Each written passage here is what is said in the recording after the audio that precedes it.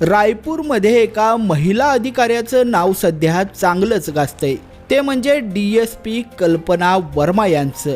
Social मीडियावर फिरणारे काही फोटो आणि गंभीर आरोपांनी त्या अचानक चर्चेच्या केंद्रस्थानी आले आहेत. या प्रकरणात पैसा, प्रेम, विश्वासघात आणि ब्लॅकमेलिंग या चारही गोष्टीचा संगम झाल्याचं दिसतंय. नेमकं काय आहे हे संपूर्ण प्रकरण पाहण्यापूर्वी लगेचच एस प्राईम न्यूजला सबस्क्राईब करा आणि त्यानंतर बेल आयकॉन दाबायला मात्र विसरू नका. या प्रकरणाच्या वादाला सुरुवात होती ती म्हणजे व्यावसायिक दीपक टंडन यांच्या तक्रारीपासून. त्यांच्या मते 2021 मध्ये कल्पना वर्मा यांची ओळख झाली आणि ती हळूहळू जवळीकतेमध्ये बदलली. परंतु त्यानंतरच्या घटनांनी सगळ्यांनाच धक्का दिलाय. दीपक टंडन यांनी आरोप केला आहे की नात्याच्या काळात DSP महिलेनं सतत पैशांची आणि महागड्या भेटवस्तूंची मागणी केली होती. त्यांनी केवळ रोख नव्हे तर 12 लाखांची हिऱ्याची अंगठी, 5 लाखांची सोन्याची चेन आणि टॉप्स, तसंच 1 लाख रुपयांचं ब्रेसलेट आणि अगदी इनोवा क्रिस्टा कार देखील DSPला दिल्याचा दावा केलाय. इतकंच नाही तर त्यांच्या मते रायपूरच्या VIP रोडवरील एक हॉटेल देखील कल्पना वर्मा यांच्या भावाच्या नावावर करण्यात आलंय.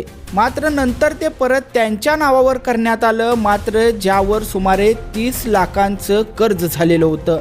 या सर्व आरोपांसह दीपक टंडन यांनी खामहारडीह पोलीस ठाण्यात तक्रार दाखल केली आहे आणि पुरावे म्हणून व्हॉट्सअप चॅट, CCTV फुटेज आणि इतर कागदपत्रे पोलिसांना दिली आहेत.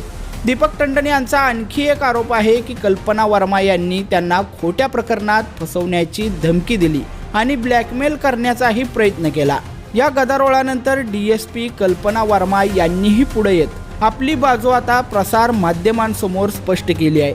त्यांच्या मते हा संपूर्ण वाद त्यांच्या आणि दीपक टंडन यांच्या कुटुंबातील एका जुन्या व्यावसायिक व्यवहाराशी संबंधित आहे. त्यांनी सांगितलं की त्यांच्या वडिलांचा आणि दीपक टंडन यांचा वित्तीय वाद न्यायालयामध्ये प्रलंबित आहे, ज्यामध्ये दीपक यांनी त्यांच्या पत्नी बरखा टंडन यांच्या नावे दिलेला चेक बाउन्स झालेला होता. त्यामुळे चालू असलेल्या न्यायालयीन प्रकरणातून लक्ष विचलित करण्यासाठी आणि दबाव आणण्यासाठी त्यांचं नाव या प्रकरणात जोडण्यात आलंय. कल्पना वर्मा म्हणतात, माझ्या कार्यपद्धतीशी, पदाशी किंवा आयुष्याशी या व्यवहाराचा काहीही संबंध नाहीये. तरीसुद्धा सोशल मीडियावर माझे फोटो आणि माहिती माझ्या परवानगीशिवाय वापरून खोटे चॅट तयार करण्यात आले आहेत. हे केवळ माझ्या प्रतिष्ठेवरच नाही तर माझ्या चारित्र्यावरही घाव आहे. त्यांच्या कुटुंबियांनी या संदर्भात कायदेशीर सल्लामसलत सुरू केली असून कायदा आणि संविधानावर आमचा पूर्ण विश्वास आहे, असं त्या ठामपणे म्हणतायत. सध्या तरी पोलीस या हाय प्रोफाईल वादाच्या सर्व बाजू तपासून घेत आहेत. सोशल मीडियावर मात्र या प्रकरणाची चर्चा मोठ्या प्रमाणात तापली आहे. हा प्रेमातील विश्वासघात आहे का वैयक्तिक वैरातून उभा राहिलेला कट आहे, याचं उत्तर अजूनही मात्र अस्पष्ट आहे.